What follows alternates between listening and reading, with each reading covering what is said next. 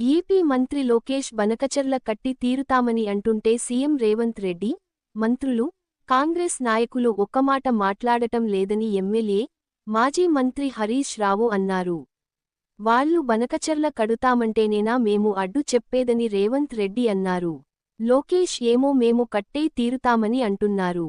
గురుదక్షణ చెల్లించుకునే పనిలో రేవంత్ రెడ్డి ఉన్నాడని మాకు అర్థం అవుతుంది అని హరీష్ రావు మండిపడ్డారు. రేవంత్ రెడ్డి ఏం మాట్లాడుతుండు? అసలు వాళ్ళు బనకచెర్ల కడతామంటే కదా నేను అడ్డు చెప్పేది అంటుండు. మొన్న ఏమన్నా ఢిల్లీలో బనకచెర్ల ప్రాజెక్టు వాళ్ళు కడతామంటే కదా నేను అడ్డు చెప్పేది అని చంద్రబాబు నాయుడు పేలవంగా బేలముఖం వేసుకొని మాట్లాడుతుండు. వాడు కట్టే తీరుతా ఎవడు అడ్డం వస్తాడో రండ్రబై నేను అనుమతులు ఎట్లా దేవాలనో నాకు తెలుసు అని వాడు మాట్లాడుతుండు. నువ్వేం మాట్లాడుతున్నావు?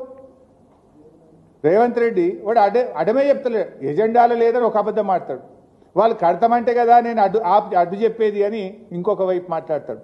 అంటే ఈ మాటల్ని చూస్తూ ఉంటే రేవంత్ రెడ్డి ఆల్రెడీ సెటిల్ అయిపోయిండు. గురుదక్షిణ చెల్లించుకునే పనిలో ఇవాళ రేవంత్ రెడ్డి ఉన్నట్టుగా మాకు అర్థమవుతా ఉంది.